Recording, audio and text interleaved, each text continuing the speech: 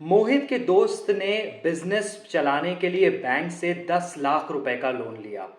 Loan guarantor कौन बना? खुद मोहित। अब बिजनेस तो भैया ठप हो गया।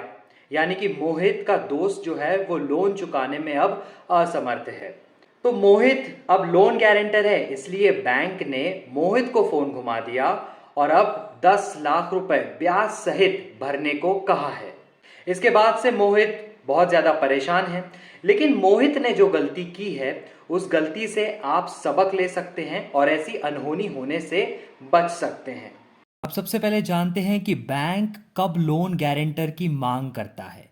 तो लोन की रकम जब बहुत ज़्यादा हो, डिफ़ॉल्ट होने का जोखिम भी बैंक को लग रहा हो, कर्जदार सभी दस्तावेज जमा नहीं कर पाया हो, जितनी भी डॉक्यूमेंट्स मांगी हो, कर्जदार का क्रेडिट स्कोर खराब हो, कर्जदार की उम्र ज़्यादा हो, कर्जदार का पेशा जोखिम वाला हो, या फिर बैंक की नीतिगत ज़रूरत में लोन गारंटर शामिल हो। यानी बैंक के लिए कंपलसरी है कि वो लोन गारंटर की मांग करे। अब समझते हैं कितना जिम्मेदार होता है लोन गारंटर।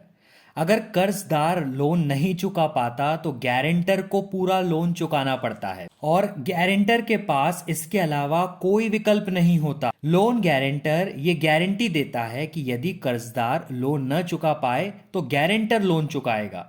लोन गारंटर की यह कानूनी जिम्मेदारी होती है, यानी आप कतई बच नहीं सकते। अच्छा, अब अगर आप लोन गारंटर है और जो कर्जदार है वो अगर डिफॉल्ट हो जाए तो एक गारंटर होने के नाते आपको क्या क्या नुकसान हो सकता है। तो एक तो कर्जदार के लोन की रकम गारंटर के क्रेडिट रिपोर्ट की देनदारी में दर्ज होता है, यानी कि वो लाइबिलिटी शो करता है आपकी क्रेडिट रिपोर्ट में। क्रेडिट और सिबिल स्कोर जो है आपका वो खराब होता है। अगर आपको आगे लोन लेना हो तो आपको उसमें बहुत परेशानी आएगी, क्योंकि एक तो आपका क्रेडिट या सिबिल स्कोर भी खराब हो गया, तो इससे आपको खुद को लोन भी लेने में दिक्कत आएगी। अच्छा, अब अगर आगे आपको लोन गारंटर बनने की ज़रूरत पड़ गई है तो आप उस स्थिति में लोन गारंटर नहीं बन पाएंगे। अब आप लोन गारंटर अगर बनना ही चाह रहे हैं तो उससे पहले आपको कुछ बातों का बस ख्याल रखना होगा, ज़रूरी बातें। एक तो है कि कर्जदार की वित्तीय स्थिति का पता कर ले, वो कितनी क्षमता रखता है, उसकी कमाई कितनी है, वगैरह वगैरह। फिर कर्ज के लोन की तुलना खुद की वित्तीय स्थिति से भी कर लें कि भाई 10 लाख का अगर कर्जदार लोन लेना चाहता है तो मान लीजिए 1% में अगर वो लोन ना चुका पाए तो क्या उस स्थिति में आपकी इतनी वित्तीय क्षमता है कि आप वो लोन चुका सकते हैं? खुद से पूछें। कर्जदार से बीमा कंपनी से लोन प्रोटेक्शन पॉलिसी खरीदने को भी कहें। अगर आपको डाउटफुल है या जो भी आपको लग रहा है कि इससे बचा जा सकता है तो आप उससे कहें कि इसके लिए इंश्योरेंस कवर ज़रूर ले, ताकि अगर अनहोनी हो भी गई ऐसे में बीमा कंपनी लोन चुकाने में मदद करेगी। फिर एक कर्ज बिजनेस के लिए लिया जा रहा है तो आप सुनिश्चित कर ले कि कहीं ये बिजनेस डूबेगा तो नहीं, जैसे कि मोहित के दोस्त वाला केस हुआ।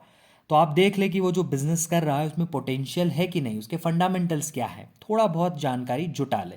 अब अगर आप ऑलरेडी किसी के लोन गारंटर हैं तो क्या कर सकते हैं आप? तो सबसे पहले आप बैंक से संपर्क में रहें और सुनिश्चित करें कि कर्जदार किश्त को चुका रहा है या नहीं।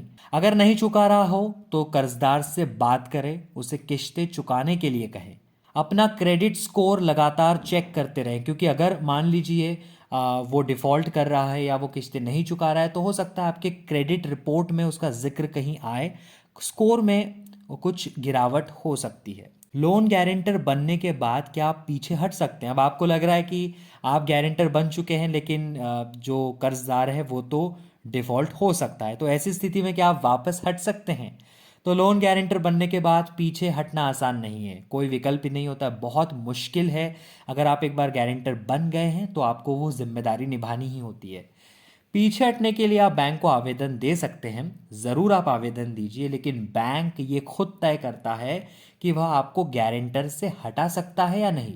बैंक ऐसे में चेक करेगा कि क्या कर्जदार सक्षम है पैसे चुकाने में, तो उस केस में ये हो सकता है। या जब कर्जदार लोन चुकाने का कोई संतोषजनक विकल्प दे, यानी कर्जदार खुद बैंक को ये सुनिश्चित कर दे कि हाँ उसके पास इतना पैसा है, लोन चुकाने में वो सामर्थ्य रखता है, ऐसे केस में आप पीछे हट सकते हैं अगर आप ऑलरेडी किसी के लोन गारंटर हैं।